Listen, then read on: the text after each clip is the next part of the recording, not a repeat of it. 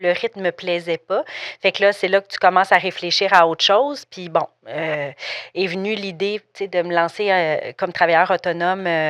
Puis finalement, c'est avec un peu de recul, j'avais besoin, moi, d'une liberté. J'avais besoin de plus de temps. Puis c'est vraiment comme ça que le travail autonome m'est apparu comme la meilleure solution possible. Mais quand je me suis mis à en parler à d'autres gens qui me connaissent pas, puis qui me disent « Je t'écoute parler, là, sais-tu quoi? Tu serais capable. » Salut, ici Stéphanie Gauthier. Je vous invite à prendre place en classe affaires BD Chaleur. Voyagez avec nous à travers des discussions vraies avec des entrepreneurs de chez nous, inspirants et passionnés.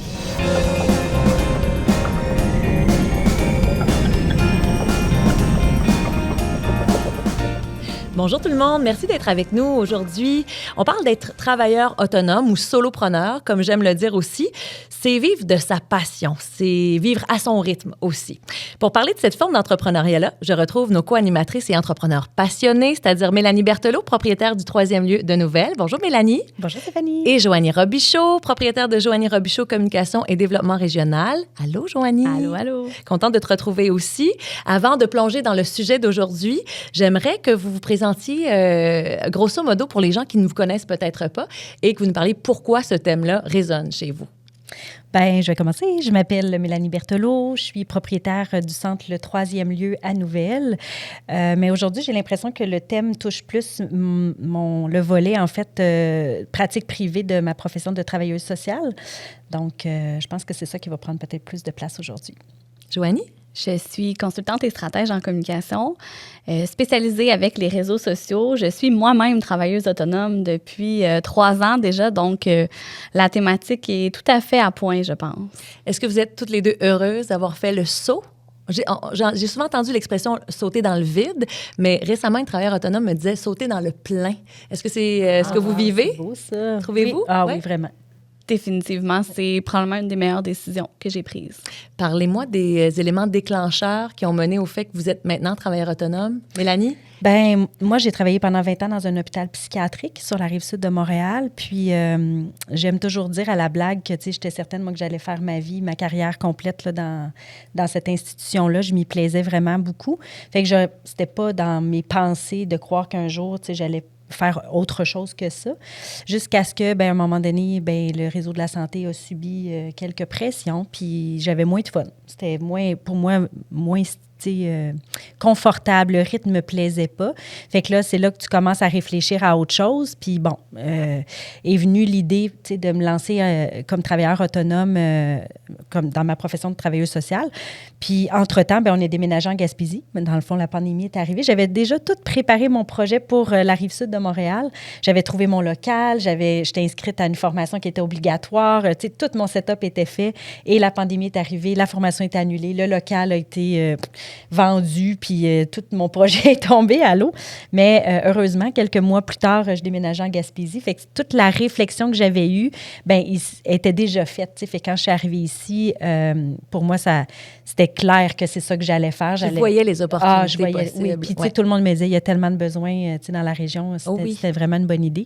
Fait que ça s'est fait comme naturellement. On dirait que quand les astres sont alignés, les choses se placent par elles-mêmes. J'aime ça, je sens ça aussi. Je pense que Joanie, ça peut ressembler à ton histoire, les astres et tout, là. Certainement, la fluidité. Certainement, les astres qui se sont alignés. Je dis que je suis travailleuse autonome depuis 3 ans, c'est vrai, mais j'ai déjà pensé avant ça. En fait, quand j'ai décidé de revenir en Gaspésie, moi, c'était juste avant la pandémie. Je devais quitter un emploi que j'aimais d'amour à Rimouski et je m'étais déjà dit à cette époque-là, si je trouve rien à Gaspésie, je deviendrai travailleuse autonome. Mais ça faisait 10 ans que j'étais partie de la région, puis je trouvais ça difficile de me lancer avec beaucoup moins de contacts, peut-être qu'à l'époque. Ouais, donc, quand je suis revenue, finalement, la pandémie, grande histoire et tout, j'ai trouvé un emploi dans la région. Mais j'y avais déjà pensé. Puis finalement, c'est avec un peu de recul, j'avais besoin, moi, d'une liberté. J'avais besoin de plus de temps. J'ai des jeunes enfants qui sont de moins en moins jeunes, mais j'avais besoin surtout de pouvoir gérer mon horaire. Puis c'est vraiment comme ça que le travail autonome m'est apparu comme la meilleure solution possible. J'ai un conjoint qui travaille en fly-in, fly-out. C'est une réalité de quelques personnes dans la région. Donc, je suis souvent seule avec mes enfants. Et de pouvoir gérer mon horaire, c'était primordial pour moi. Mais aussi de pas Puis pourtant, j'ai jamais eu d'employeurs qui m'ont mis aucune pression que ce soit, mais je me mettais moi-même une pression à être ultra disponible quand j'étais employée. Et comme travailleuse autonome, ben, je trouve ma patronne plutôt souple et chill, je dirais. Ah, j'aime ça, dans quelque chose qui s'est transformé aussi. Oui. Dans la façon d'aborder le travail. Exactement. Donc, c'est par nécessité, je dirais, que je suis devenue travailleuse autonome. Je vais faire du pouce sur ton histoire, Joanie, parce qu'on a une réalité qui peut se ressembler à différents égards, mais mon amoureux aussi part souvent à l'extérieur pour travailler. Quand mon coco était petit, c'était l'équivalent de 6 mois par année, en fait. Donc, la flexibilité, c'est sûr qu'elle était nécessaire aussi. Puis on dirait que moi, que le congé de maternité m'a donné le recul aussi. Tu sais, ça arrive pas si souvent que ça qu'on se mette à réfléchir puis à prendre une perspective nouvelle sur notre réalité. Mais ça m'a donné le recul de me demander, est-ce que ça me tente encore? Est-ce que c'est encore justement du possible aussi? C'est encore une réalité, là, le manque de place en garderie, mais à l'époque, j'avais juste une place temps partiel. Donc, aller faire co-animer l'émission du matin à la radio, ça se pouvait juste pas. Fait que tout ça, petit à petit, a amené à faire le saut. Mon chum et mon amoureux est entrepreneur aussi, puis il me disait, vas-y donc, ça fait longtemps qu'il croyait plus en moi que moi, je pense. Puis je pense que l'entourage peut faire une grosse différence dans notre confiance de faire le saut avant nous-mêmes qu'on voit notre propre potentiel, peut-être? Oui, puis même le milieu, je dirais, de la Gaspésie, de la baie des Chaleurs, moi, dans mon cas, quand j'ai décidé de prendre une pause de l'emploi où j'étais à temps plein, j'avais pas tout de suite, je m'étais pas dit, je pars comme travailleuse autonome le lendemain, là. Au contraire, je voulais du temps pour réfléchir. Et c'est des gens du milieu qui m'ont approché parce qu'il y avait un contrat pour moi, parce qu'on voulait que je collabore à tel projet. Donc, j'ai senti qu'il y avait une opportunité aussi. Le marché était propice à ce que je me lance comme travailleuse autonome. Donc, j'irais même jusque-là, non seulement la famille, l'entourage, mais le milieu entrepreneurial en tant que tel, moi, m'a aidée. On parle de l'entourage qui croit plus en nous que nous-mêmes. Moi, j'aurais le goût de dire que des fois, c'est nos peurs qui prennent toute la place. Tellement. Parce qu'on peut croire en nous, mais avoir certaines craintes, avoir peur que ça fonctionne pas ou se mettre toutes sortes de limites. Puis des fois, c'est peut-être ça qui peut freiner le projet. On va en parler aussi pendant l'entrevue avec notre invité qui s'en vient dans les prochains instants. Mais d'abord, j'avais envie qu'on parle des principales motivations qui poussent les gens à devenir travailleurs autonomes. On en a parlé un petit peu, la flexibilité, entre autres, le fait d'être insatisfait dans un emploi précédent. Mais les avantages majeurs que vous voyez vraiment dans votre quotidien, ce serait quoi? Tu parlais de la liberté, Joanie. Moi, c'est ce que je trouve qui est le plus grand avantage, d'avoir la flexibilité, la liberté de bâtir ton horaire, de choisir le nombre d'heures de vacances que tu veux dans l'année, puis de pouvoir, c'est ça, gérer à ta couleur. On dirait que c'est dur une fois qu'on a goûté à ça, de penser, parce que moi, je me disais toujours, si ça marche pas, je ferai d'autres choses, je me trouverai une job. Puis je me dis, comment je vais négocier après ça avec un horaire fixe? C'est vraiment quelque chose de très, très avantageux, je trouve, puis très grisant vraiment dans notre réalité de travailleur autonome. J'aime aussi pouvoir choisir mes clients. Pour une personne comme moi, j'ai beaucoup de centres d'intérêt. Je suis passionnée de plein de choses. De ne pas être seulement sur une tâche en particulier, de pouvoir varier ce que je vais faire, varier les clients avec qui je vais travailler, varier les mandats que je vais prendre. Ça, je trouve ça génial, mais ça me permet aussi d'aller dans des sphères où je sais que je performe, où je sais que j'ai du plaisir, où je sais que je vais être utile pour les clients. Parce que moi, par exemple, j'ai toujours été agente de communication avant de devenir consultante en communication.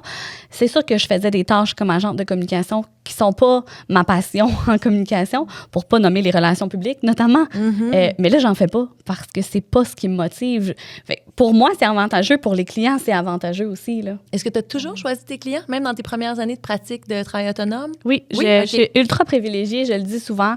Comme je l'ai mentionné même au début de l'épisode, on m'a approché pour des mandats dès le départ, des gens qui savaient qu'il allait avoir des affinités naturelles.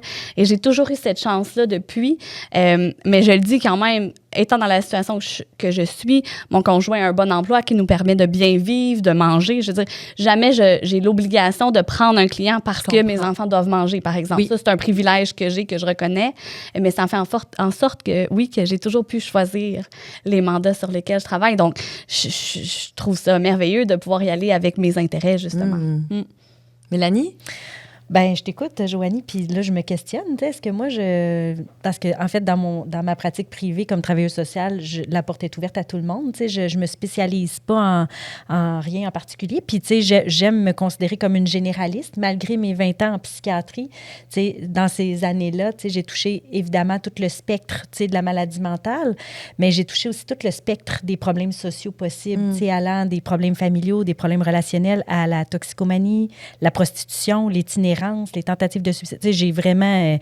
J'ai vu beaucoup de choses, ce qui fait qu'aujourd'hui, je suis à l'aise d'intervenir dans toutes sortes de situations.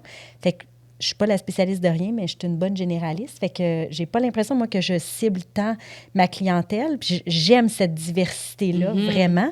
Sauf que là, tu sais, je suis en train d'accepter des petits mandats de consultante. Puis là, je me permets d'aller faire autre chose. Puis ça me plaît vraiment. Fait que comme une diversité qui est en train de s'installer, mais pas nécessairement dans la clientèle, mais plus dans les différents rôles que je peux jouer. Qui est stimulant, j'imagine. Oui, vraiment. Je suis heureuse qu'on accueille notre invitée et qu'on surnomme Fée Poirier pour Fée des dents parce qu'elle est travailleuse autonome dans un domaine où on voit peu ça, du travail autonome, disons. C'est Geneviève Poirier qu'on invite à s'installer. Donc, une nouvelle Fée des dents dans la baie des Chaleurs, hygiéniste dentaire. Bonjour Geneviève, je suis vraiment heureuse de te retrouver aujourd'hui. Ça va comme ça? Je pense que oui. Oui. L'équipe saura nous le dire, mais on a des beaux pouces en l'air. C'est bon signe, c'est bien parti. C'est une belle présentation. Merci d'être là aujourd'hui. Oui, Geneviève, comme tu le mentionnais avant qu'on entre en tournage de l'épisode, on est comme toutes à des cycles peut-être différents du travail autonome. Toi, tu viens tout juste de faire le saut. Je suis novice, là. Je suis débutante. Là. C'est exactement le... j'ai ouvert la clinique premier patient le 15 juillet. Wow! Ça fait pas un an encore au moment où on tourne. Non, est-ce que tu es contente d'avoir fait le move, le grand saut? C'est juste du bonheur à tous les jours. Tous les matins, je me lève, puis je sais que j'ai vraiment fait le bon choix. J'étais rendue là dans ma vie. Je ne l'avais pas prévu, là, je ne l'avais jamais rêvé, mais là, je ne retournerai pas en arrière. Un peu comme Mélanie le disait tantôt. Parle-nous de ce que tu offres comme service, Geneviève. C'est quoi exactement la clinique? Les services de prévention, d'hygiène dentaire. Donc, c'est la clinique d'hygiène dentaire. Donc, c'est tout ce qui touche la prévention, dépistage de maladies de gencives. Donc, tous les traitements que je vais faire, c'est justement pour ne pas avoir de caries, pour ne pas avoir de maladies de gencives, pour être en bonne santé, parce que la bouche, ça fait partie du corps humain. On pense, on va chez le médecin, il nous regarde jamais, à part des amygdales, là, il nous regarde pas les gencives, mais c'est la base. Donc, c'est tout, puis c'est de l'enseignement. C'est de la prévention, c'est de l'enseignement. C'est ça que je fais au niveau. Puis il y a une interaction, Geneviève, si je ne me trompe pas, avec la santé de la bouche, puis plein d'autres maladies, beaucoup plus graves. Les maladies systémiques, les maladies cardiaques, le diabète. Si on ne contrôle pas les maladies de gencives, on ne peut pas contrôler le diabète et vice-versa.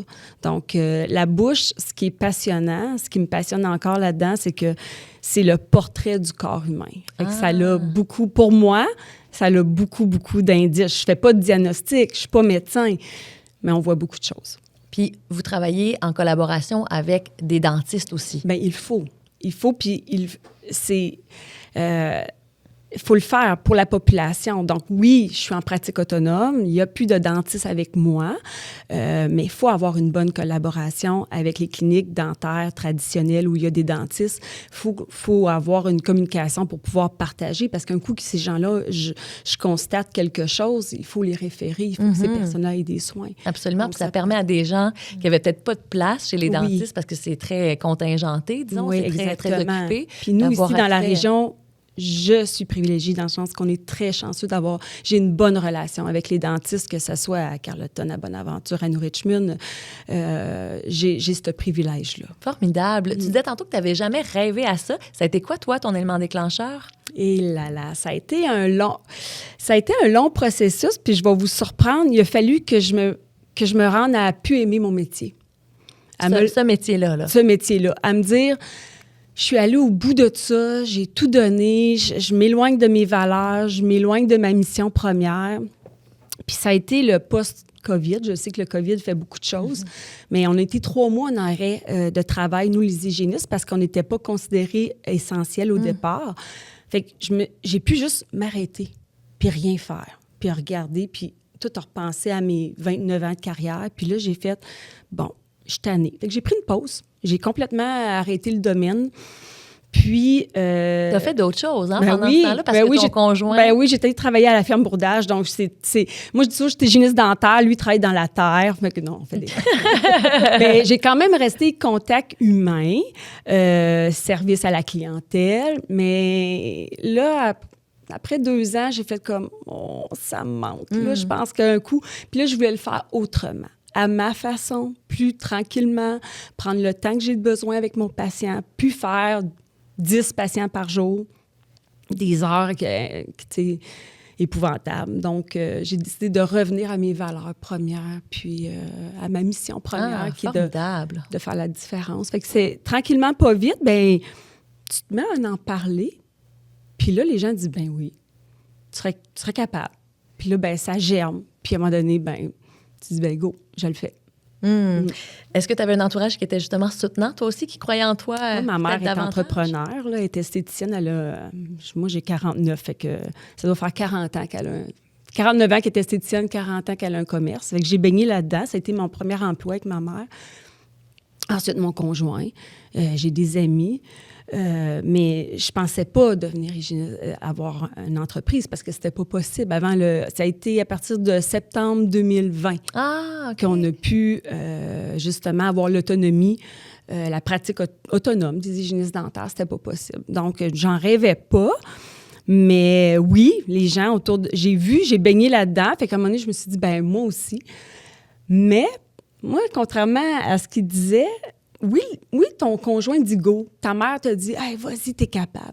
Mais quand je me suis mis à en parler à d'autres gens qui me connaissent pas, puis qui me disent, je t'écoute parler, là, sais-tu quoi? Tu serais capable. Là, tu fais comme, OK. Là, tu parles de ton projet, puis il y a des gens, des organismes qui ont fait comme, tu sais, quand j'étais allée rencontrer la première fois, j'étais allée rencontrer la MRC, ils m'ont dit, ben, hey, on croit, ton projet, là, il est viable. Là, je fais, ah ouais? Parce que toi, tu y crois, là. Puis ton chum, le soir, il dit oui, tu sais. Là, tu dis, ah ouais, ben oui. Puis regarde, on va faire ça. Puis on va. Là, ça te nourrit, là. Puis là, tu y crois. Ça te propulse. Oui, vraiment. On va parler d'une base commune, là, juste pour être certain que s'il y a des gens qui nous écoutent, qui aimeraient être travailleurs autonomes, sachent par quoi on passe. Tu viens de passer par là, les grandes étapes essentielles pour bien démarrer en travailleur autonome. Les filles, vous êtes évidemment invitées à partager vos expériences aussi. Mais ce serait quoi, là, si tu parles vraiment des étapes... tu es allé rencontrer des gens, notamment pour leur parler de ton projet. Moi, premièrement, c'est de croire en toi. Si tu y crois pas, là, si tu dis, je serai pas capable, le cerveau, c'est fort, tu seras pas capable. Je suis tellement d'accord avec toi. À la clinique, le 3e lieu, tu sais, j'ai des locaux qui sont alloués pour différents professionnels. Et j'ai vu plein de professionnels venir louer un local et douter d'elle. Et ça marche pas. Ça débloque pas, la clientèle n'est pas au rendez-vous, mais parce que tu crois pas en toi, tu sais, le syndrome de l'imposteur, c'est un obstacle majeur. Là. Quand tu sens que tu n'as pas ta place, que ben non, je ne serai pas capable. Fait que, tu sais, déjà là, la tête, c'est tellement fort. Fait que, tu sais, ça commence là. Puis ensuite, ben c'est de s'entourer. Parce que je connais pas tout. Je connais l'hygiène dentaire. Moi, je suis une bonne hygiéniste. Exact. Mais la comptabilité, là, par exemple, là... ça, c'est moins le fun. Je dis souvent ça aussi. Je trouve qu'on va chercher les meilleurs dans leur domaine. Il ne faut pas avoir peur de déléguer. Comme tu dis, la comptabilité, moi, en amorçant, j'ai fait faire ma comptabilité par quelqu'un d'autre, puis une fiscaliste me disait « Bravo », parce que justement, on n'a pas à... Si tu es capable de la faire, pas de problème. Mais je veux dire, d'être capable de savoir justement déléguer et savoir s'entourer aussi des gens de confiance. Parce que, tu sais, juste au départ, tu sais, moi, plan d'affaires, là, je l'avais déjà entendu, ce mot-là, là, mais je savais pas... T'as beau aller sur Google, là... Puis, tu sais, à un moment donné, j'étais allée à des congrès dentaires, puis il y a du monde qui veulent te financer, puis là, tu dis, amène-moi ton plan d'affaires. Mais quand tu peux bien t'entourer, quelqu'un qui peut t'aider, puis dire, regarde, on part là, on fait ça. Ensuite, ben là, ça te donne des outils. T'sais. En aviez-vous, les filles, des plans d'affaires? Parce que moi, je me rappelle, c'est Accès Microcrédit, moi, qui m'a financé en premier lieu pour avoir un bon micro de qualité chez nous. C'était pas grand-chose, là. C'était quelques milliers de dollars. Mais on m'a dit, on va t'accompagner aussi pour faire un plan d'affaires. J'étais un peu comme toi. Je me disais, coudonc, j'ai fait ça toute ma vie, moi, de la communication, de la radio.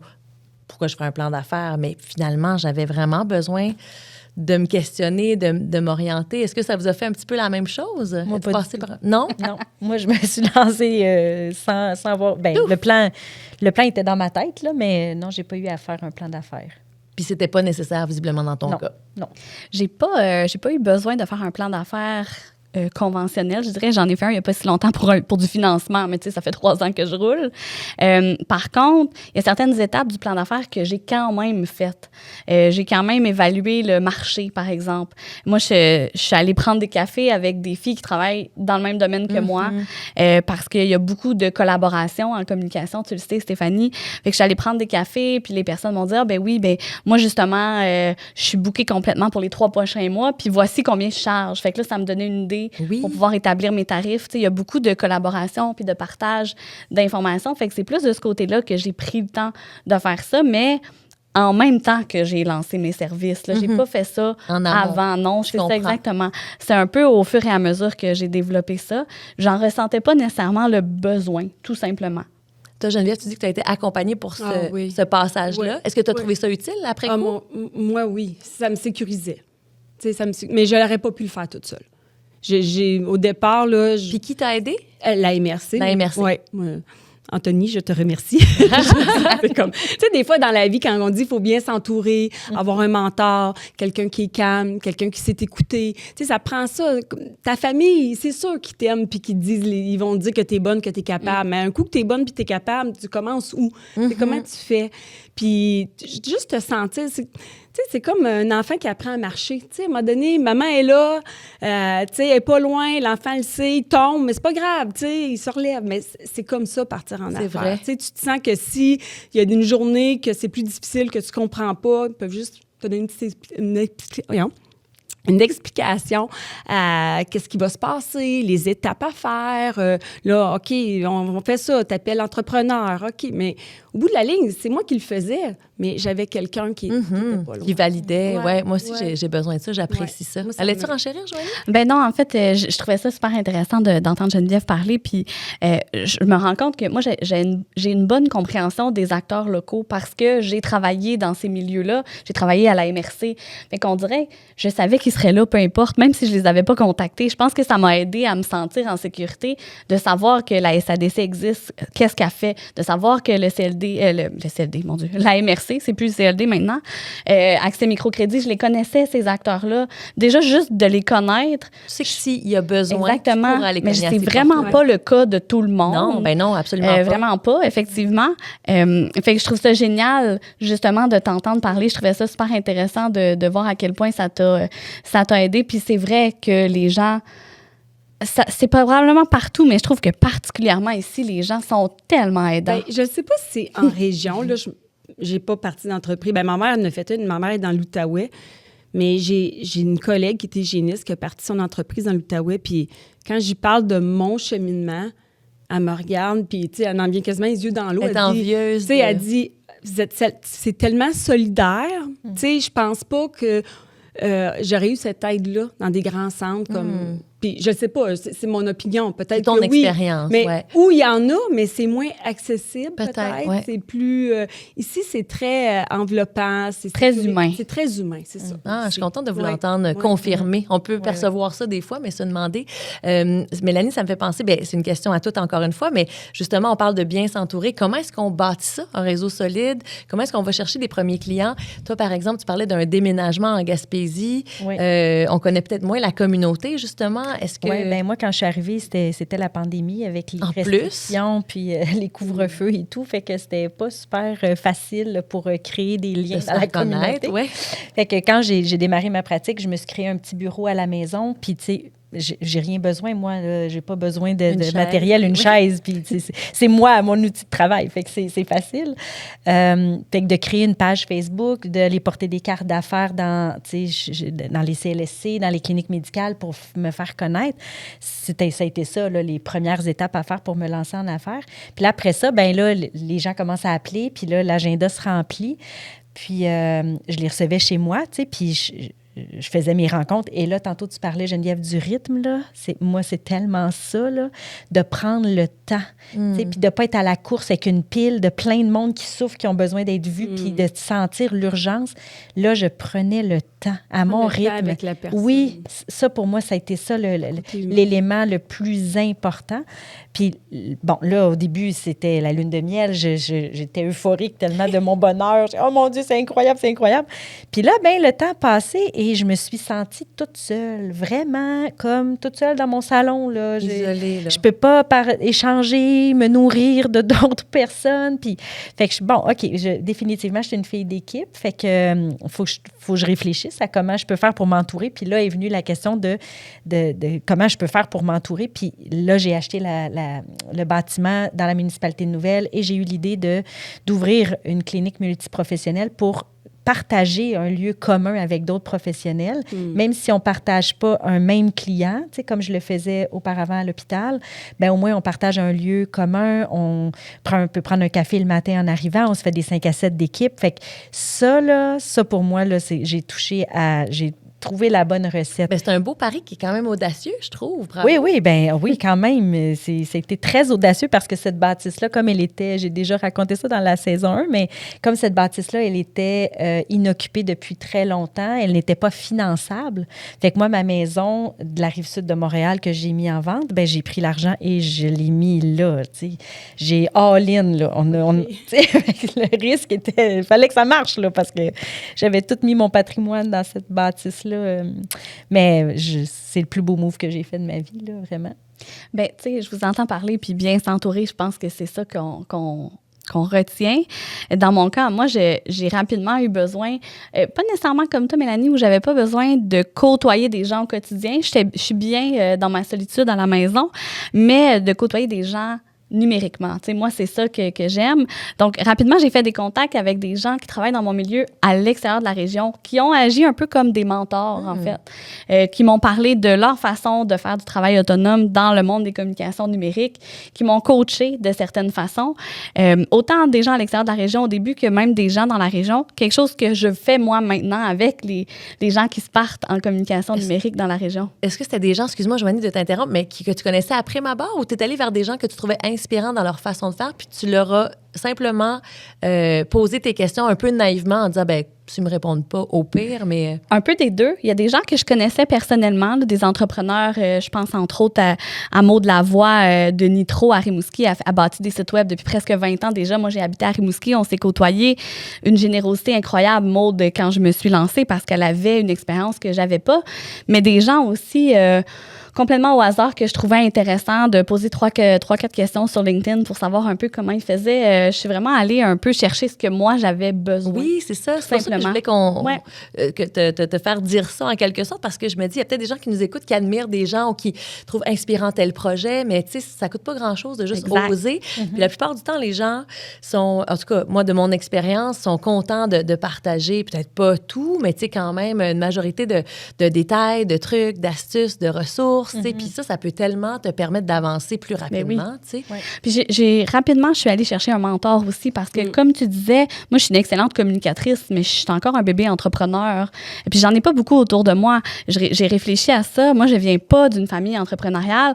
En fait, tu sais, mes grands-parents, c'était des entrepreneurs de survie, là. C'est pas du tout comparable à ce que moi, je fais aujourd'hui. Donc, d'aller chercher des mentors, parce que je suis déjà rendue à mon 2e mentor, parce que quand je me suis lancée, j'ai eu une mentor pendant 1 an, puis après ça, ben, mes besoins étaient différents, donc j'ai changé de mentor. Pour moi, ça a été vraiment très utile de pouvoir échanger avec quelqu'un qui n'est pas dans mon quotidien non plus, tu sais, qui me connaît, mais sans plus, puis qui, des fois, pose des vraiment bonnes questions que les gens autour de moi n'osent pas poser ou n'ont pas pensé à me poser. C'est merveilleux, ça. Je l'ai beaucoup entendu, les gens qui apprécient le mentorat, que ça fait une différence majeure dans leur quotidien, mais leur orientation, leur vision aussi. Puis, non, ça a l'air vraiment génial. La nourriture, tu sais. Tout à fait, oui. C'est ce qui te permet d'aller de l'avant, ça t'amène des nouvelles idées, ça te remet en question, ça te fait avancer.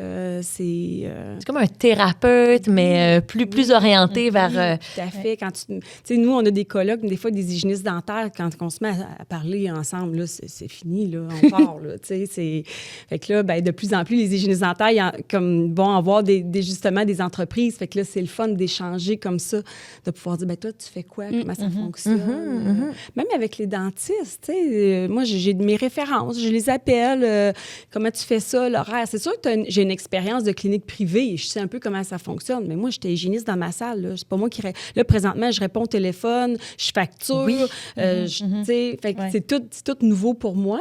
Fait que des fois, juste de pouvoir aller avoir une référence, c'est sécurisant. Moi, quand j'ai commencé, j'ai développé une cellule de co-développement. J'ai identifié on était 3 intervenantes dans la baie comme travailleurs autonomes. Puis j'ai proposé qu'on se rencontre sur une base mensuelle pour s'offrir du support clinique, pour pouvoir échanger, partager nos outils d'intervention. Puis quand on a des bugs en intervention, qu'on puisse compter les unes sur les autres. Fait qu'on s'est rencontrés. C'est bien beau. Comme, tu sais, c'est ça. Juste, on se rassemble une fois par mois, puis avez-vous des questions? Puis on parlait de tout, d'assurance, responsabilité, on parlait de facturation, de toutes sortes de... C'est tout ça. Tu sais, c'est plus juste mon métier que le patient s'assoit puis qu'on a contact. Tu sais, après, c'est justement, tu sais, c'est quand que j'engage quelqu'un, c'est quand que je vais... Tu sais, c'est à quel moment que je peux... Tu sais, c'est toutes des questions comme ça que, ben quand... Tu sais, comme pour moi, à la MRC, tu sais, j'ai encore des rencontres avec Anthony, puis ça m'aide, tu sais. Quand il a fallu que je monte mon plan, tu sais, le plan d'affaires, ben là, après, là, c'était les impôts, là, c'est l'état des résultats, le bilan. Là, il faut que tu apprennes à lire ça, t'es pas sûr. Fait que là, tu sais, t'as une référence, tu sais, c'est... Vraiment. Ouais.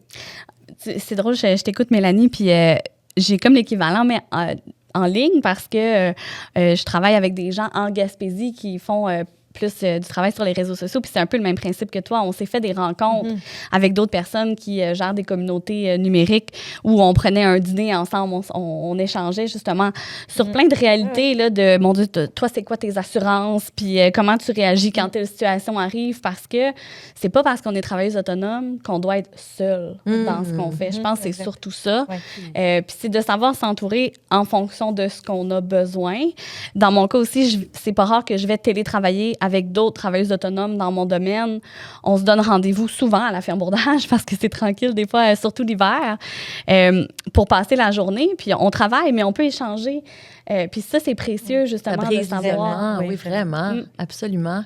J'ai envie de vous amener ailleurs. Est-ce qu'à votre avis, il faut se spécialiser ou être polyvalent pour maximiser nos opportunités quand on est travailleur autonome dans une région comme la nôtre? Polyvalent. Bien, polyvalent. Si je veux dire, je vais toujours rester une hygiéniste dentaire. Mais là, j'apprends comment ça fonctionne, donner un rendez-vous, les assurances, justement la comptabilité. Oui, j'ai quelqu'un qui m'aide parce que j'ai vite compris que toute seule, j'y arriverais pas. Mais il faut que je comprenne, faut que je prenne la formation, il faut que je sois capable de toucher un petit peu, il faut que je comprenne ce qui se passe autour de moi, tu sais, avoir une intelligence, je sais pas comment le dire, là, c'est pas d'entrepreneur, mais tu sais, de pas être fermé. Donc, mais je vais toujours quand même donner les mêmes services. Je vais pas réinventer l'hygiène dentaire, là. Donc, mais c'est de pas garder les œillets comme ça, tu sais, c'est... Moi, j'ai l'impression que, moi, ma stratégie, ça a été, je le disais tout à l'heure, tu sais, que je me considère comme une généraliste, d'être capable d'offrir de la consultation pour des enfants, des adolescents, des adultes, des couples, des familles, d'avoir comme, tu sais, tout ce spectre-là possible. Moi, ça a maximisé mes chances. Puis, tu sais, on m'a souvent dit que de la thérapie de couple, là, je ne sais pas si j'ai le droit de dire thérapie, vu que je ne suis pas psychologue, mais je pense que c'est la psychothérapie qui est réservée avec la loi 21, mais thérapie, je pense que j'ai le droit de le dire. Pour l'intervention de couple, je pense que je suis la seule dans la baie qui offre ce service-là. Fait que... Avez-vous l'impression que l'adaptabilité, disons, c'est une qualité requise un peu pour être travailleur autonome, finalement, Joanie? Je pense que oui. Puis, justement, pour faire du pouce sur ce qu'on est en train de discuter, dans une région comme la Gaspésie, dans la baie des Chaleurs, c'est bien de garder les possibilités ouvertes, justement, parce que des fois, quand on veut trop se spécialiser sur quelque chose, il va peut-être pas avoir le marché pour ça. Non, c'est ça. Fait que d'être ouvert à faire d'autres choses, je pense que ça peut être vraiment pertinent. En même temps, ça veut pas dire de dénaturer nos services. Tu sais, si moi, je pense en communication, je vais pas faire, par exemple, de la mise en page de documents. Tu sais, pour moi, ça, c'est beaucoup plus du domaine du secrétariat. C'est pas quelque chose que je veux faire, mais je vais toucher à beaucoup de choses que je toucherais pas nécessairement si je travaillais en ville. Je serais vraiment que spécifiquement attitré un spécialiste d'un sujet en particulier. Donc, je pense que oui, il faut être capable de s'adapter aux besoins du marché, aux réalités de la région, puis de rester ouvert, tout simplement, sans non plus tomber dans faire quelque chose qui nous intéresse moins. Parce que, tu sais, je t'entends parler, tu dois aimer faire des parce que si j'aimais pas ça, je le ferais des interventions comme ça. C'est ça qui est beau, c'est quand on a plusieurs passions, on est capable d'en vivre. À ne pas négliger, c'est ça, de garder le feu, par exemple, de garder ce qui nous anime. Puis on parle beaucoup d'intuition, ce qui m'étonne, honnêtement, dans cette saison 2. J'entends beaucoup d'entrepreneurs parler d'intuition, mais je trouve ça important de considérer le feeling aussi, pas juste des décisions qui sont stratégiques, justement, en voyant des possibilités. Je vous amène sur l'image de marque. C'est quoi l'importance qu'on doit accorder à ça, à notre positionnement sur le marché? J'ai l'impression que Joanie est peut-être la mieux placée, disons, pour nous en parler, parce que ça fait un peu partie de ton travail, non? Oui, puis moi, c'est quelque chose sur lequel j'ai misé dès le départ. Quand je me suis lancée à mon compte, mon nom d'entreprise, c'est mon nom, Joanie Robichaud. C'est ça. Communication développement régional, parce que les gens me connaissaient déjà pour les services que j'offrais. Donc, j'ai eu envie de développer autour de ça et vraiment d'investir l'image de marque personnelle, là, qui est un peu au goût du jour en marketing, ce qui se fait présentement. Mais c'est à ne pas négliger, particulièrement dans une région comme la Gaspésie, où tout le monde se connaît au final. C'est vraiment notre nom qui va nous apporter beaucoup, je pense. Je pense que le bouche à oreille reste un des meilleurs moyens pour se faire connaître en Gaspésie. J'ai beau être très présente sur les réseaux sociaux, tous mes clients me viennent du bouche à oreille. Ah oui? Oui. Même dans ton domaine, hein, c'est épatant. Est-ce que c'est dire que c'est pas facile, par contre, de faire la distinction, la séparation entre vie professionnelle et vie personnelle si on est notre propre produit? J'ai envie d'entendre les autres participantes avant de répondre. Qu'est-ce que vous pensez de ça? Moi, ça a été beaucoup plus facile depuis que mon bureau, je l'ai installé au 3e lieu. Parce que, tu sais, quand j'ai commencé puis que c'était chez nous, là, je trouvais ça... je sortais jamais, tu sais. J'avais un petit rideau là, pour fermer entre la pièce et ma maison, mais... J'avais fini, j'ouvrais le rideau, j'arrivais dans ma cuisine. Là, j'allais intervenir, je fermais le rideau, j'étais dans mon bureau. Non, là, je manquais d'air un peu. Fait que, puis tu sais, c'est ça, tu baignes toujours. Fait que d'aller au bureau, pour moi, ça a vraiment été... Ça fait une différence pour toi, la transition dans ton état d'esprit? Quand tu arrives à la maison, tu es plus disposée à être à la maison? Vraiment. J'ai hâte de l'expérimenter. Je suis en train de rénover un bureau pour pouvoir y entrer dans les prochaines semaines. Mais je pense que oui. J'ai été résistante d'abord à cette idée-là, parce que je trouvais ça très pratique de travailler de la maison. Mais là, je commence à comprendre qu'il y a des beaux avantages. Oui, ça fait comme une coupure. Premièrement, moi, je ne pourrais pas travailler. J'aurais pas le droit. Là. Non, nous, c'est ça. On a des règles. Mais tu sais, pour revenir un peu à ce que tu disais, ton nom, c'est à la base, il n'y a rien. Tu sais, quand je cherchais un nom de clinique, les gens me reconnaissent par ce nom-là. Tu sais, je vais à l'épicerie, il y a un enfant qui arrive, puis te prend allô, fille! Fait que tu sais, ça m'a toujours resté. Puis, mais quand ton nom et ton entreprise, oui, il faut faire attention, puis ça te suit tout le temps. Puis il faut être capable de faire des coupures. Puis pour moi, ça a été facile quand même, mais il faut mettre... faut tenir ça. Faut pas amener le travail à la maison. Ouais. Mais moi, j'ai comme une vision différente dans le sens où moi, je fais plus de distinction entre ma vie personnelle et professionnelle. C'est ma vie, tout simplement. Ah, c'est beau, tout est mélangé et ça ne veut pas dire que je ne fais que travailler. Au contraire, je suis très capable de décrocher, mais ça me rendait anxieuse, en fait, de tout le temps devoir mettre une barrière, une limite entre les deux parce que je ne savais pas trop était où. Puis des fois, je me sentais coupable de la dépasser. Donc maintenant, c'est ma vie, tout simplement. Il faut dire que j'ai pas l'impression de travailler. Je pense que c'est ça aussi. J'ai tellement de plaisir dans tout ce que je fais. J'essaie juste d'être équilibrée dans ce que je vais faire comme activité, que ce soit avec mes proches ou avec des activités professionnelles. Et ça, c'est pas tout le temps facile, équilibré. J'ai compris que l'équilibre, c'est quelque chose vers quoi on tend. C'est pas quelque chose qu'on atteint puis que ça bouge plus. Là. C'est fixe. Là. C'est comme récurrent, évidemment. Mais ça m'amène la question suivante. Comment est-ce qu'on gère justement notre emploi du temps pour éviter de tomber dans le piège du surmenage quand on est travailleur autonome? Parce que je sais pas pour vous, mais moi, j'essaie de changer mon mindset. J'ai toujours l'impression d'être dans une belle saison. Tu sais, que là, ça va bien, j'ai le vent dans les voiles, puis que le vent peut tomber n'importe quand. Fait que, tu sais, c'est difficile de dire non parce qu'on se dit, quand est-ce que ça va arrêter tout ça? Je le sais pas. Donc, on met des patates dans la cave, comme on dit, c'est-à-dire qu'on essaie de prévoir, mais en même temps, on ne peut pas rouler tout le temps à fond de train. C'est pas réaliste. On peut accepter qu'il y a des périodes plus fastes, plus occupées que d'autres. Comment est-ce que vous, chacune d'entre vous, vous gérez ça, cet équilibre-là, pour éviter de tomber dans ce piège-là? Moi, je le vis fort, là, parce que j'avais pas vu ça venir. Tu sais, quand on avait fait le plan d'affaires, on se disait, bon, ben là, tu vas commencer au mois de juillet, tu vas avoir 2-3 patients par semaine, à un moment donné, tu vas en avoir, tu sais. Et là, j'ai un horaire complète jusqu'au mois de septembre. Tu sais, quelqu'un m'appelle, veut un rendez-vous, ça va en septembre. Fait que là, ce que ça fait, c'est que là, je suis pas capable de refuser. Fait que j'allonge les journées. J'avais dit que je travaillais pas le vendredi. Je le fais. J'avais dit, OK, 2 vendredis par mois, j'en fais 3. J'avais dit, je finissais à midi, je finis à 1h. Faut faire attention. Ça peut être vicieux parce que tu veux te faire aimer, tu veux... Tandis que quand je travaillais pour un dentiste, quand il disait que c'était fini à 4 heures, c'était la secrétaire, elle ne mettait pas un autre patient. Ça relevait pas de moi, la décision. Donc là, je sens que je vais devoir apprendre à respecter ça. C'est sûr que ça a plein de points positifs. Je peux prendre des vacances quand je veux. Moi, j'ai un conjoint agriculteur. On ne prend pas de vacances l'été. Je les prends en septembre. Je ne pouvais pas faire ça avant. Fait que oui, ça l'amène des points positifs, mais je me rends compte que je vais devoir réajuster le tir, puis pas m'inquiéter de qu'est-ce qui pourrait arriver. Si je dis non maintenant. Moi, j'ai un outil technologique qui m'aide vraiment, vraiment. Ah oui? On veut ça s'appelle Go Rendez-vous. Ah oui? Fait que dans mon Go Rendez-vous, j'ai 5 rendez-vous par jour. Fait que quand ils sont pris, il n'y a plus de place, puis la plateforme va proposer d'autres plages horaires à d'autres moments.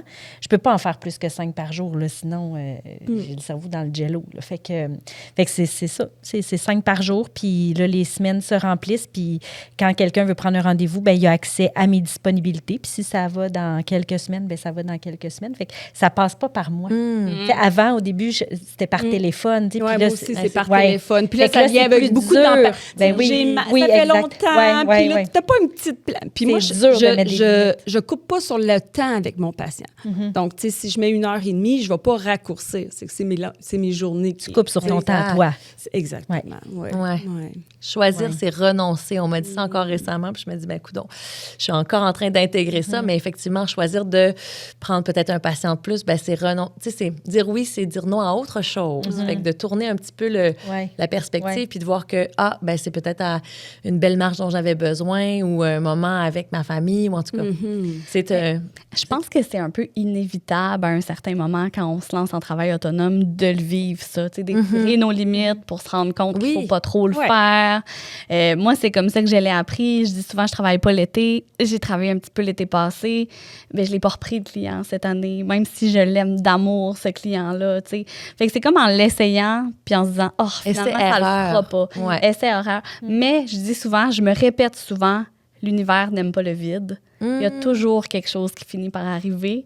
Je l'ai nommé récemment dans une publication sur les réseaux sociaux pour ce balado-là. Tout à fait. Parce que si mon horaire est complètement rempli pour la prochaine année, comment je peux avoir de la place pour des belles occasions spontanées? Exactement.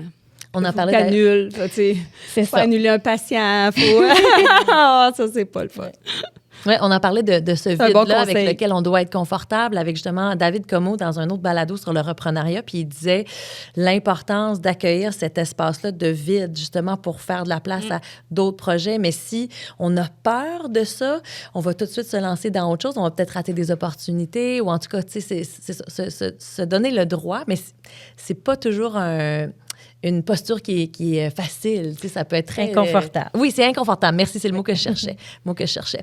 Parlant d'inconfortable, parfois, on n'est pas à l'aise à parler d'argent, parler des sous. Moi, je le deviens, en fait, plus à l'aise parce que, comme tu dis, Joanie, on ne se gêne pas pour parler de nos pairs de ce qu'on fait, en fait, comme tarif, pour les aider aussi dans leur démarche, puis tout ça. Vous autres, dans votre gestion financière, dans la stabilité de tout ça, premièrement, comment est-ce que vous fixez vos tarifs pour vous assurer d'être rémunéré à votre juste valeur? Est-ce que ça a été un exercice difficile? Mais moi, là, j'ai lu un excellent livre que je recommande à tout le monde qui s'appelle « Ajoute un zéro » d'Alexandra Martel, où elle parle de la tarification à la valeur. Donc, moi, par exemple, je ne charge pas à l'heure. Pourquoi est-ce que quelque chose qui me prend 15 minutes à faire, parce que ça fait 20 ans que je le fais, je ferai en sorte que j'ai moins d'argent que quelqu'un que ça y prend 1 heure faire ça. Moi, quand j'ai compris ça, je je comprends Ça a tout pas. changé, Ça a tout changé, ma vision. Fait que c'est vraiment, j'ai vraiment parti ma réflexion dès que je me suis lancée en affaires à propos de ça. Ça veut pas dire que je le fais pas de temps en temps, là, chargé à l'heure, mais ça m'a vraiment aidé de comprendre ce principe de valeur-là et d'échanger avec des gens. Justement, j'ai eu des personnes comme des Edith Jolicoeur qui m'ont partagé les tarifs qu'ils chargeaient. J'ai échangé avec d'autres professionnels. Puis encore aujourd'hui, moi, je le fais, j'envoie mes tarifs aux gens qui commencent dans le milieu et très souvent, c'est pas rare que je dis montez vos tarifs. C'est pas suffisant ce que vous chargez. C'est pas parce qu'on est en Gaspésie qu'on devrait charger moins cher. On est aussi talentueuse que des filles qui travaillent en communication en ville, par exemple. Donc, vraiment, que tout le monde travaille ensemble, moi, ça m'a beaucoup aidé à avoir une réflexion par rapport à ça. Parce qu'il faut dire que dans mon milieu, c'est pas, tu sais, il n'y a pas de normes, il n'y a rien, là. C'est pas... Il n'y a aucune règle, non, c'est vraiment, c'est ça qui arrive. Moi, c'est libre à chacun, là. Moi, j'ai un ordre, j'ai une fédération. Tu sais, moi, je dois me... tu sais, ils nous suggèrent un prix. Donc, il y a un minimum et un maximum. Mais tu sais, moi, je suis originaire de... Juste pour parler un peu dans l'hygiène dentaire, mettons, quand tu es employé, je suis originaire j'ai longtemps travaillé dans l'Outaouais. Bien, dans l'Outaouais, une hygiéniste dentaire gagne le double du salaire qu'ici. Moi, je sais, ça fait 12 ans que je suis dans la région. Fait que quand je suis arrivée, j'ai fait comme « Oh! » Mais je suis quand même assez confiante dans la vie. Fait que quand je suis arrivée, j'ai demandé mon salaire. Pas de l'Outaouais, mais j'ai quand même celui qui me convenait. Mais c'est sûr qu'il faut que là, présentement, autonome, il faut que j'apprenne à assumer ce que je vais facturer justement à mon patient. Nous, on fonctionne par 15 minutes. Donc, si j'ai fait un détartrage de 15 minutes, ça a un prix. Si je dépasse le 15 minutes, c'est un autre prix. Souvent, des fois, je fais comme... je reste, tu sais, j'ai un petit peu de misère, il faut que je l'assume, ça. Ou souvent, tu sais, je vais faire, on va mettre un petit scellant. Puis là, je me dis, ça m'a pris 2 minutes. Pourquoi je le facturais? Mais pourquoi? Mais parce que la petite bouteille me coûte 300 $. Tu sais, il faut revenir à ça. Tu sais, ma chaise, c'est le prix d'une voiture. Tu sais, à un moment donné, il faut regarder comment... Globalement. Tu sais, globalement, tu sais. Puis il faut s'assumer. Puis à un moment donné, bien, tranquillement, pas vite, en relation d'aide, Mélanie? Moi, je charge à l'heure. Les rencontres, ça dure 1 heure. Puis il y a un tarif, j'ai questionné. Puis, dans la région ici, il y avait un tarif qui semblait être uniforme. J'ai adhéré à ce tarif-là, puis ça a été ça. Puis j'étais très confortable avec ça. Puis moi, je n'ai pas le syndrome d'avoir peur de charger parce que l'heure que tu passes dans mon bureau, où je te donne tout ce que j'ai, les outils, puis tout mon cœur, je suis convaincue que ça vaut ça. Là, moi, je vais aller plus loin que ça. J'ai réalisé que depuis que j'ai mon entreprise, quand le patient arrive sur ta chaise, puis il comprend ce que tu fais, puis pourquoi tu le fais, puis l'importance il va investir. Il va le mettre, cet argent-là. Donc, c'est un travail d'éducation, un peu de sensibilisation. Oui, beaucoup. Tu es en train d'investir sur ta santé ou tu es en train d'investir, que ce soit... Quand tu investis quand le patient comprend, là, il va payer. Il trouve que ça vaut la peine. Tu sais, moi, je regarde mon conjoint en agriculture. Quand les gens comprennent tout ce que ça prend pour amener une fraise dans ton assiette, bien, ça te fait moins mal. Oui, elle est encore chère, mais tu comprends. Fait que moi, je me dis, quand je suis capable d'expliquer à mon patient, puis ça, il faut que tu le prennes le temps. C'est là que moi, l'entreprise, ça m'a permis ça. Depuis faire, OK, suivant, un autre patient. Là, j'explique. Là, je leur donne un portrait de leur bouche, puis de leur réalité. Puis voici ce que ça coûte pour pouvoir que je t'aide. Voilà. Je pense qu'il y a un travail d'éducation aussi à soi-même quand on devient travailleur autonome, dans le sens que on a souvent un référent d'un salaire quand on est employé, mais quand on est travailleur autonome, il y a plein de charges qui s'ajoutent et qu'on doit enlever du montant qu'on charge parce qu'il faut penser à nos vacances, il faut penser à nos impôts, il faut penser à nos dépenses d'entreprise. Je veux dire, si j'ai besoin d'un nouvel ordinateur, c'est moi qui me le finance. Le temps d'administration, exactement. Puis il existe plusieurs outils ou ressources de gens qui travaillent dans ce domaine-là. Moi, j'aime beaucoup Hélène Sarah Bécotte sur les réseaux sociaux qui va démystifier tout ça, qui va, avec ses outils, calculer le temps qu'on peut prendre versus toutes les charges qu'on doit avoir parce que des fois, on se sent mal, tu sais, de charger un certain montant. Moi, quand je me suis lancée comme travailleuse autonome, je suis probablement devenue une de celles qui charge le plus cher dans la région, mais j'ai jamais été inconfortable avec ça parce que c'est ce que ça vaut. Et comme tu dis, ça me fait plaisir d'expliquer aux gens qui comprennent un peu d'où vient cette réflexion-là. Puis quand les gens comprennent, bien, comme tu dis, ils sont beaucoup plus enclins à dépenser parce que c'est beaucoup plus conscient de la façon qu'ils vont le faire. Exactement. Mais je pense que c'est toi, Joanie, qui disais ça tantôt. Ton expérience te permet peut-être de faire des choses plus rapidement qu'une autre. J'avais entendu une histoire, c'était Picasso, un grand peintre qui était dans un café puis qui griffonnait sur une petite napkin. Puis quand il a terminé, ben il a voulu ramasser la serviette en papier. Puis il y a quelqu'un à côté qui a dit « Est-ce que je peux la garder? » Puis il a dit « Ah non. » Ben c'est juste une napkin là, sur laquelle... Oui, mais ce dessin-là, j'ai pu le faire parce que ça fait 30 ans que je dessine. Ça vaut... C'est pas juste une napkin. Puis j'ai fait, OK, c'est intéressant comme réflexion, ce que ça suscite effectivement, le fait que tu sois plus efficace, mais que ça te demande moins de temps. Ça, je trouve que c'est aussi une posture à changer peut-être dans notre regard si on est gêné de charger, là, si on n'est pas à l'aise avec le prix qu'on charge. Tu sais, c'est des choix aussi, dans le sens que moi, j'ai déjà refusé de payer une collaboratrice au prix qu'elle me nommait parce que je trouvais que c'était pas assez cher. Parce que moi, mon but, c'est pas d'appauvrir les gens avec qui je collabore. Fait quand on est conscient de que différentes personnes valent, on est capable de faire des choix plus alignés. Je pense que ça vaut dans le travail autonome, mais dans plein d'autres choses. Ça m'arrive souvent aussi de dire à d'autres travailleurs autonomes de qui je paye des services, ça marche pas, là. Par rapport à ce que tu m'as offert, c'est rien, là. Ah, non. Puis de me dire, hey, je pense à Martin Hogan, entre autres, qui a un studio à Grande-Rivière, chez qui j'ai été faire un démo de jingle chanté. Puis c'était ridicule le prix qu'il me chargeait. J'ai dit, Martin, ça n'a pas de bon sens. Je veux dire, ça va avoir une belle qualité de vie. Fait que je trouve ça important aussi de s'aider l'un l'autre à s'élever, et pas dans le but de charger trop cher, dans le but de charger la juste valeur. Puis c'est il y a encore une mentalité que parce que c'est en Gaspésie, ça devrait être moins cher. Et ça, moi, j'ai vraiment de la difficulté avec ça. Je pense qu'il n'y a aucun service qui vaut moins cher parce qu'on est en Gaspésie. Ça fait aucun sens dans ma tête, mais on l'entend dans plein de domaines. Je vous entends, tous les domaines.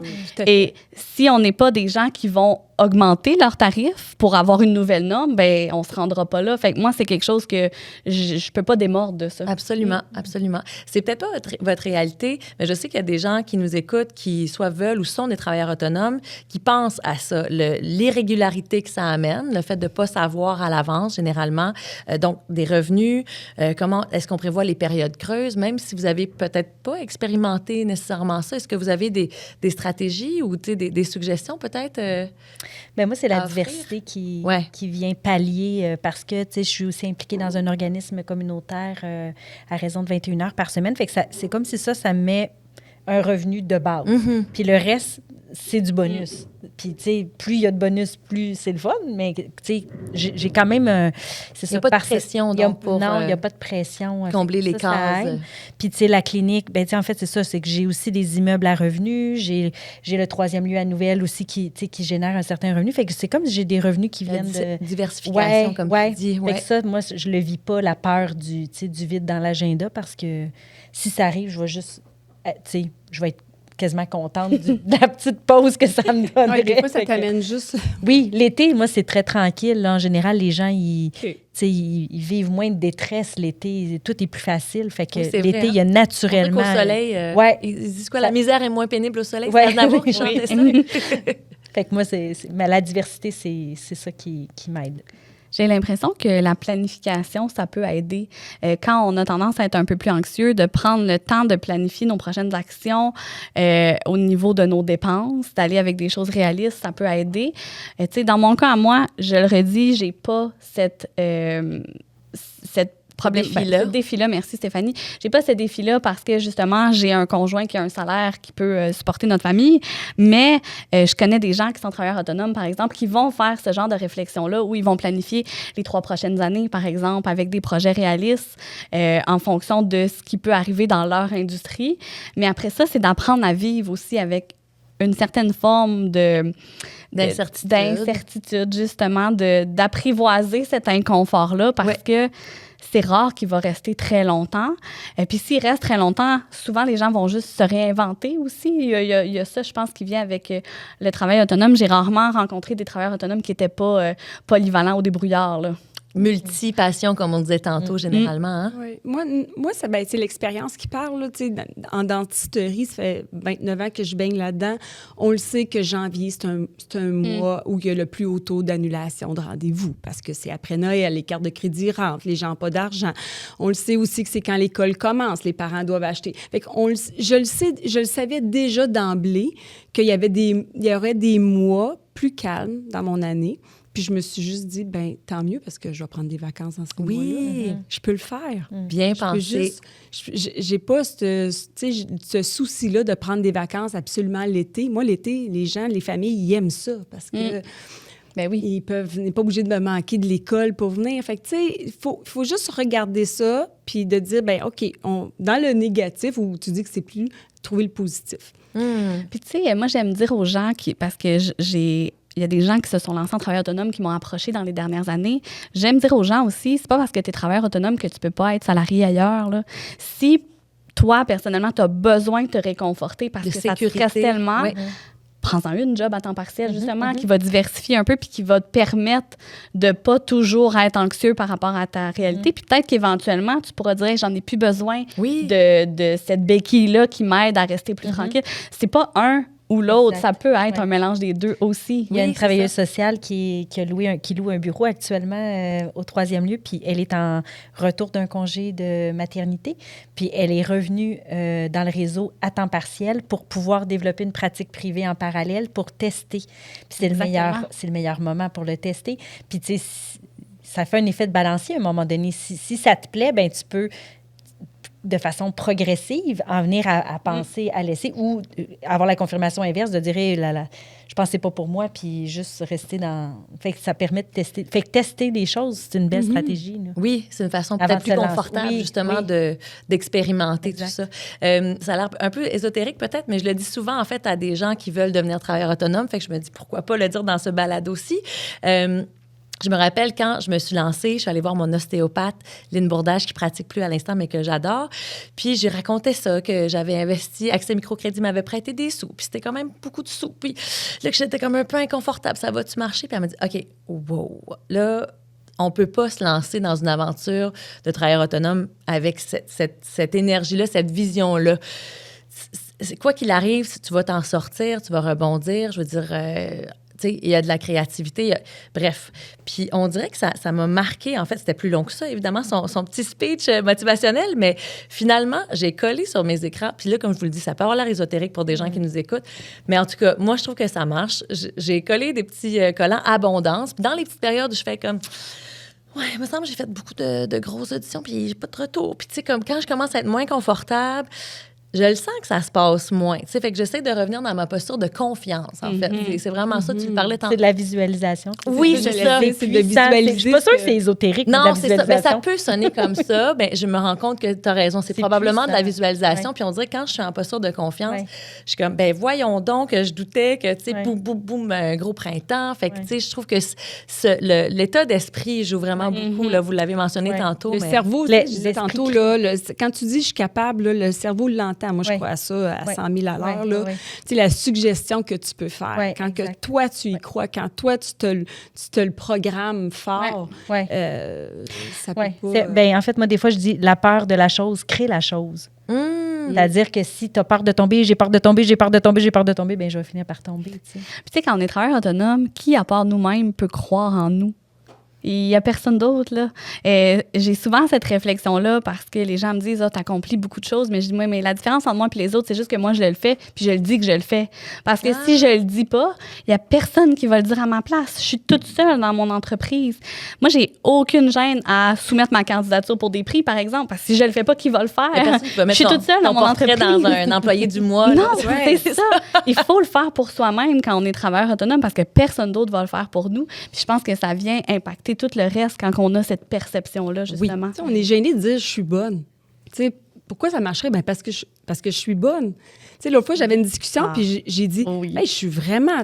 Hey, je suis bonne entrepreneur, là. Là, tu sais, là, mon chum est à côté de moi, il dit, bon, tu sais, c'est comme... Tu sais, c'est comme... Je comprends vraiment. Tu sais, c'est... Oui. Et puis, je sais que c'est un terrain glissant, mais j'ai envie de dire qu'on a souvent ça parce qu'on est des femmes. Hein? On n'a pas tendance à se valoriser tant que ça.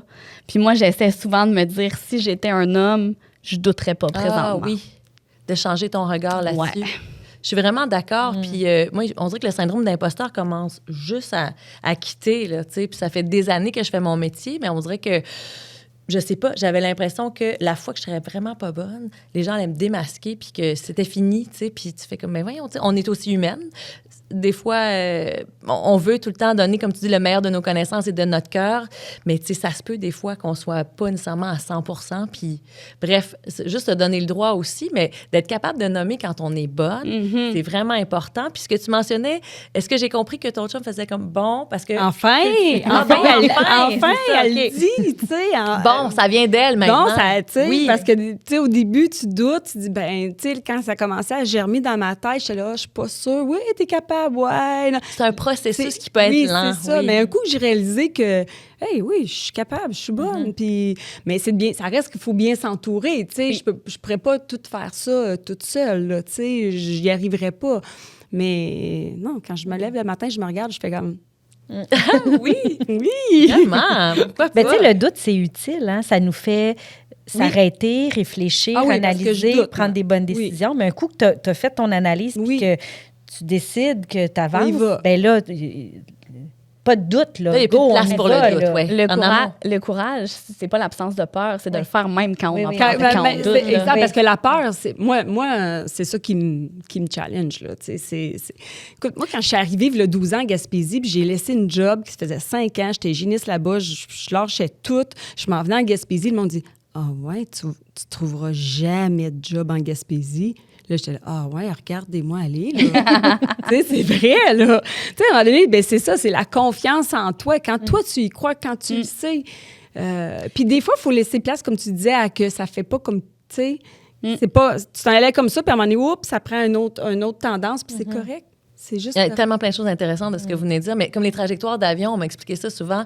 Un avion ne part pas d'un endroit pour aller à une destination en ligne droite. Là. On s'ajuste continuellement au vent, aux conditions météo, aux autres avions en vol, là, en cours. Fait que c'est tout à fait normal, justement, de s'ajuster. C'est ça, exact. C'est pas du tout des échecs, finalement. Puis les autres choses que j'avais le goût de dire, je m'en rappelle plus. Mais en tout cas, je trouve ça bien le fun qu'on parle de ça puis de l'importance que ça a du regard sur soi. Puis c'est ça, on ne parle que de nous, en fait.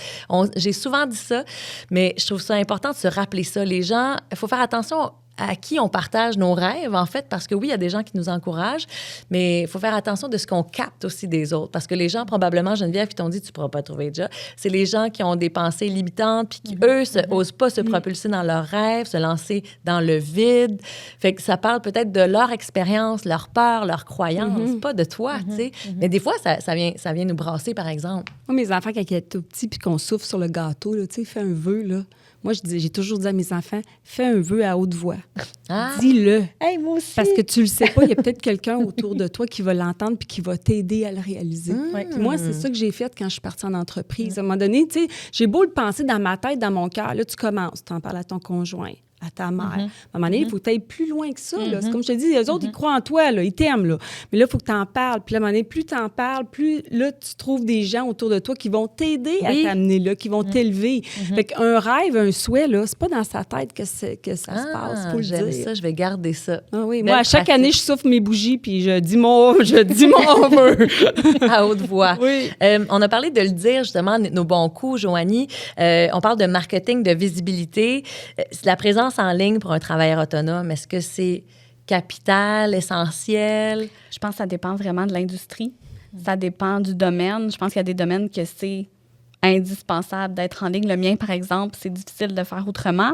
Mais en même temps, il y a des gens qui vont être excellents dans ce domaine-là sans que ce soit eux qui se mettent de l'avant. Tu sais, c'est vraiment propre à chaque personne. Mais tu sais, il faut au moins avoir une certaine présence numérique dans le sens où... Il faut qu'on sache que tu existes. Exactement. Là, si j'écris dans Google puis qu'on ne peut pas trouver du tout ce que tu offres comme service, ça va être plus difficile, disons. Ça, c'est sûr. Ce serait quoi? Je suis frileuse, moi. Parce que nous autres, on est très, très réglementés. Je fais attention. Tu sais, comme nous, j'ai pas le droit d'accepter un patient ami Facebook. Faut que je fasse... Puis, tu sais, ici, tout le monde, c'était patient. Fait que, tu sais, au début, là, à un moment donné, j'ai lâché prise. Là, j'ai dit, bon, regarde, c'est mon voisin. Tu sais, c'est mon patient, c'est mon voisin. Mais je fais très attention à ce que je partage. Faut pas faire de sollicitations. Nous autres, on n'a pas le droit de solliciter personne. Fait que des fois, j'aurais le goût d'être un petit peu plus... Mais c'est ça. J'ai tout le temps peur de dire pas la bonne affaire puis que ça joue contre moi. Je pense que c'est en train de changer dans certains domaines parce qu'il y a des domaines qui sont très, très légiférés où les gens ont peu de latitude. Mais j'en suis, par exemple, sur LinkedIn, des gens qui sont dans le domaine du droit puis ça dérange des conventions, ce qu'ils font, mais tranquillement, pas vite, les ordres vont devoir changer leur façon d'amener les règlements parce que ça fait tellement partie de la réalité aujourd'hui, le numérique. Puis comme tu dis, il y a des réalités. Je veux dire, c'est des gens que tu côtoies dans la vraie vie. Il faut être capable de s'adapter à notre réalité, là. Exactement. Est-ce que, parce que, tu sais, il y a différentes plateformes, puis si je comprends bien, c'est que ça dépend de ce qu'on fait aussi dans la vie, mais à tout le moins, est-ce qu'on doit être référencé sur, pour ne pas le nommer, un moteur de recherche comme Google, par exemple? C'est-tu la première chose à faire, disons, comme présence numérique? Hey, je le sais pas. Moi, c'est beaucoup le bouche à oreille. Là. Mais je pense que le bouche à oreille, ça reste très fort en Gaspésie, mais qu'il y a certaines générations que si tu trouves pas l'information en ligne, tu vas pas nécessairement... Moi, je suis la première. Je vais jamais appeler. Fait que si j'ai pas un site web, une adresse courriel, je vais pas prendre des services là, aussi simple que ça. Je vais choisir des professionnels en fonction si je peux réserver en ligne. Là. Je suis entièrement de cette génération-là. Fait que je pense que oui, il y a au moins une présence minimale avec une fiche Google, par exemple, qui peut être mise en place. Après ça, pour l'utilisation des réseaux sociaux, ça va dépendre de sa clientèle, ça va dépendre de nos services, ça va dépendre de notre achalandage aussi. Peut-être qu'on en a pas besoin, tout simplement parce que notre calendrier est très rempli puis que ça se passe très bien en bouche à oreille. On peut juste rendre un numéro de téléphone ou une adresse courriel disponible puis ça va faire la job pour l'instant. Fait que c'est très variable, je crois. Et là, c'est tellement passionnant que le temps file rapidement, mais en quelques mots, si je vous demande comment est-ce qu'on fidélise nos clients, ça passe par quoi? La qualité de ce qu'on offre?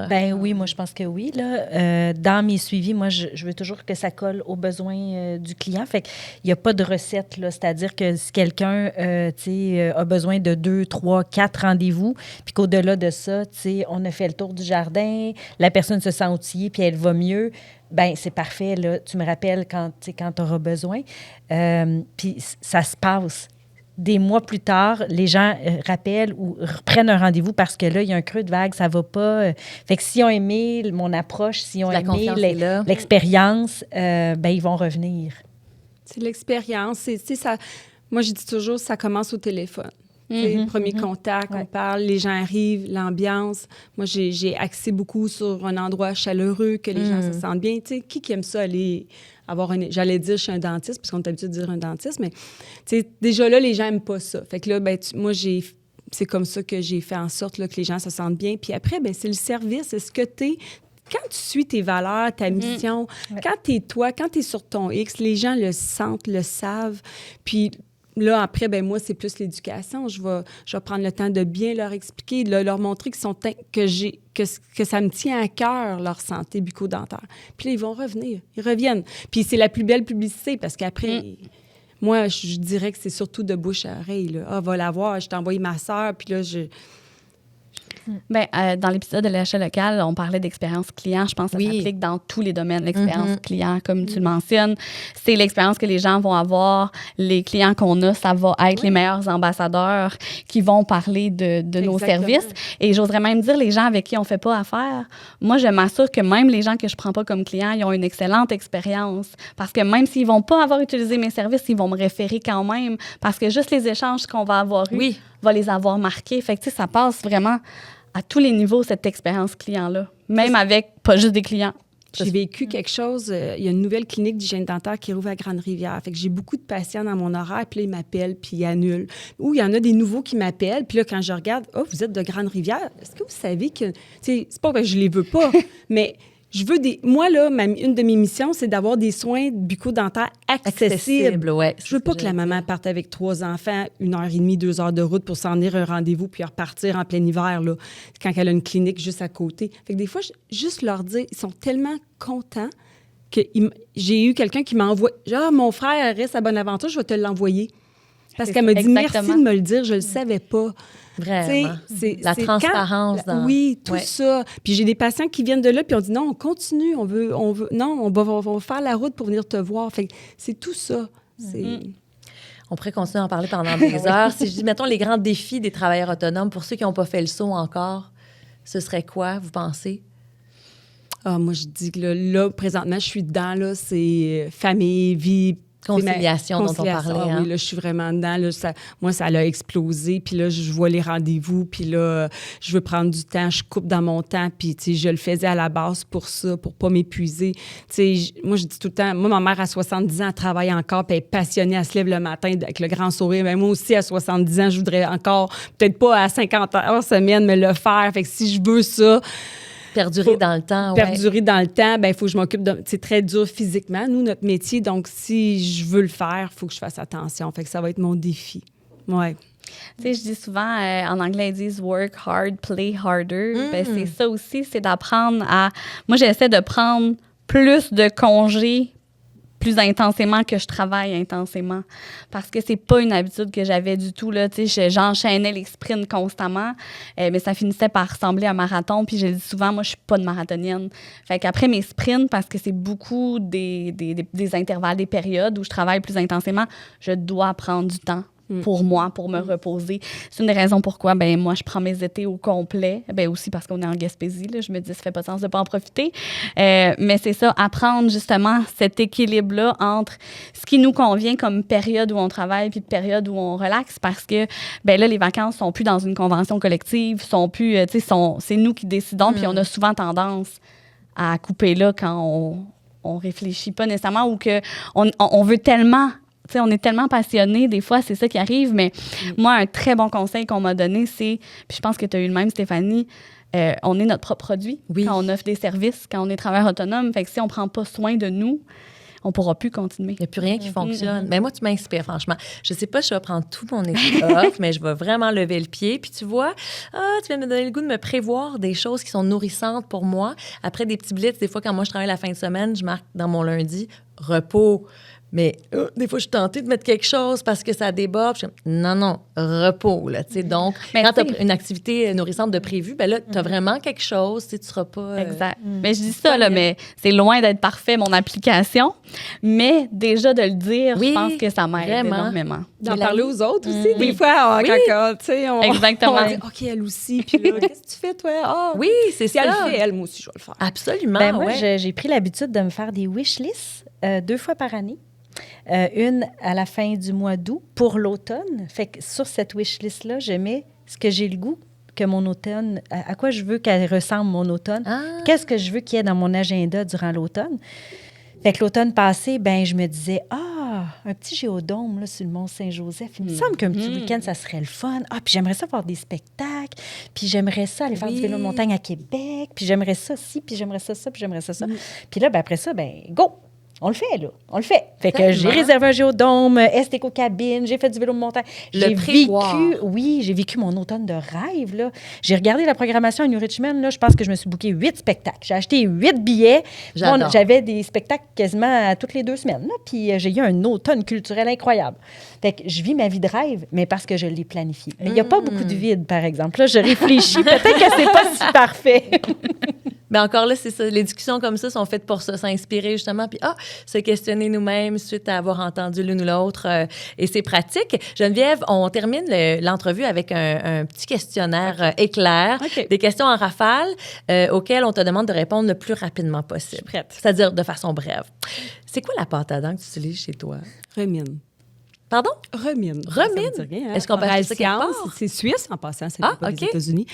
Je te dirais que c'est celle-là, mais c'est toujours il y a toujours celle du moment que j'appelle parce que, tu sais, nous, on est sollicités pour essayer beaucoup de dentifrice, fait que, tu sais, ça peut être plein de compagnies, mais ma chouchou, Remine. OK. Elle est toujours sur les tablettes du haut.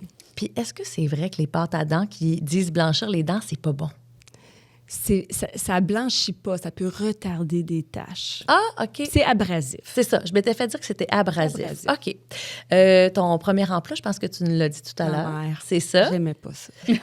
Le meilleur conseil que tu as reçu? Mon orienteur secondaire 5. Je savais pas quoi faire de ma vie. Puis je trouve je m'en allais au cégep, puis je savais pas. Puis il m'avait dit, trouve ta mission de vie, puis tu vas trouver ta voie, puis tu vas toujours être sur ton X. Puis ramène toujours à ta mission de vie. Puis ça va toujours bien se passer. Fait que j'ai fait, OK, c'est quoi ma mission de vie? Puis à l'époque, secondaire 5, c'était faire la différence chez les autres. Ah! Fait que j'ai toujours... mais là, j'ai rajouté sur moi aussi. À moi de moi. Oui. Donc, ça a été le meilleur conseil. Ouais. Ah, wow! Le mot qui te définit le mieux comme entrepreneur, ce serait quoi? Je suis travaillante. Ouais, je suis persévérante. Puis positive. Ouais. Comment est-ce que tu gères la pression, le stress? C'est quoi ton exutoire ou ta discipline, ton habitude qui te permet de garder un semblant d'équilibre, je vais dire, parce que... la mer, mais je vais rajouter Sa Majesté le Rocher. Je suis le Rocher Percé, je suis une fan finie du Rocher Percé. La fin de semaine passée, j'ai pris 2 jours toute seule. Je suis partie 2 jours à Percé, mon petit sac à dos, des livres. Puis là, on est hors saison, là, je vais juste le préciser. Personne, le soir, c'est une ville fantôme, mais t'écoutes le silence, puis je regarde le rocher, puis ça, c'est ouais... C'est vrai qu'il y a une énergie magnétique, il y a quelque chose. C'est vraiment bon. Le rocher a quelque chose de... Dans la wishlist, peut-être, là, aller passer 2 jours devant le rocher. J'ai plein de contacts à vous donner, aller là à l'année. Un produit local dont tu ne peux plus te passer? Ben là, je n'ai pas le choix, là, la fraise brodage. Je suis une très grande consommatrice des produits locaux. La fraise, c'est à l'année, là, on l'a dans le congélateur, mais j'ai plein de produits chouchous, de poussière d'étoile, sirop de gingembre, de Coop du Cap. Je ne peux pas me passer de ça à l'année. Il y a plein de choses comme ça. Merci Geneviève de ce partage-là. C'est maintenant le moment de vous présenter les capsules de nos partenaires collaborateurs. Être travailleur autonome, c'est la liberté de choisir vos projets, d'être votre propre patron et de diriger une entreprise qui reflète vos valeurs. C'est une occasion unique de bâtir quelque chose qui a du sens, de vous impliquer dans une cause et d'avoir un impact positif sur le monde qui vous entoure. Ça demande du courage, mais c'est également une belle preuve de confiance en soi parce que croire en votre projet, c'est avant tout croire en vous-même. Chez Evol, nous sommes convaincus que chaque entrepreneur a un potentiel unique et peut véritablement contribuer à un monde meilleur. Grâce à un accompagnement personnalisé, humain et sur mesure, nous fournissons les outils nécessaires pour libérer tout ce potentiel. Pour découvrir nos services, rendez-vous sur evol.ca. Evol, financer le changement. Se lancer à son compte, c'est excitant et un peu épeurant. Chez AD Solutions, on comprend ce que c'est, on est passé par là. On est là pour vous aider à vous bâtir une image forte, professionnelle, crédible. Vidéo, réseaux sociaux, marketing, tout ce qu'il faut pour bien partir. AD Solutions, votre boost pour démarrer en force. Maintenant, les filles, on est rendu à la question innovation, parce qu'à chaque épisode, on voulait stimuler les pratiques innovantes sur notre territoire. Donc, on pose la question aux invités et aux co-animateurs pour sensibiliser à la créativité, à l'innovation dans nos pratiques, dans nos façons de faire. La question est la suivante. Depuis le début de votre carrière, ça a été quoi les innovations qui ont été particulièrement, qui ont permis, en fait, de faire évoluer votre métier spécialement? Bien, nous, c'est l'autonomie, là, c'est sûr. Tu sais, avant, j'avais pas le droit, là. J'étais obligée de travailler pour un dentiste. Mais la population vieillissante a besoin de soins. Il faut aller les voir, ces gens-là. Ça prenait ça. Ça a changé toute la façon de voir notre métier, là. Les filles, est-ce qu'il y a une innovation qui vous a permis de... Bien, moi, la plateforme Go Rendez-vous, c'est vrai. Une petite innovation, mais c'est comme me payer une secrétaire à 20$ par mois. Vrai. C'est vraiment merveilleux. Écoute, ça me fait mes rapports de comptabilité. C'est vraiment, vraiment... Ça fait des rappels. J'ai plus de no-show depuis que j'ai ça, parce que les gens reçoivent une notification de rappel de rendez-vous. Fait que ça arrive plus de « j'ai oublié mon rendez-vous ». Fait que c'est vraiment... ça, c'est très, très, très aidant. Puis là, tu sais, il y a une innovation qui se pointe le bout du nez là, dans notre métier. Puis j'ai un peu peur de ça, mais je pense que ça me tenterait vraiment beaucoup. C'est la rédaction de notes via l'intelligence artificielle. Oui. Je connais pas ça encore, mais ça, c'est l'affaire qui me pèse le plus. C'est long, là, on soupçonne pas, mais un rendez-vous d'1 heure, ça, tu sais, il faut que j'écrive une note après. Le dossier là. après. Fait que c'est de la rédaction, là, puis tu sais, faut que tu fasses une synthèse, tu donnes tes impressions cliniques, tu sais, il y a une réflexion à y avoir. Fait que ce temps-là, tu sais... tu pouvais avoir quelque chose qui, tu sais, pourrait se téléporter de mon cerveau à mon document Word. Je dirais pas non. Je dirais pas non. J'ai envie de dire le personal branding dans le sens où je pense c'est pas du tout moi qui a amené cette innovation-là, mais je pense que je suis dans les premières en Gaspésie à utiliser mon image de marque pour vendre mes services. Fait que j'ai envie de dire que c'est un peu ça. Puis on le sent de plus en plus là, que les gens embarquent dans cette tendance-là dans certains domaines. De l'authenticité, d'être soi-même d'abord pour vendre des services ensuite. Exactement.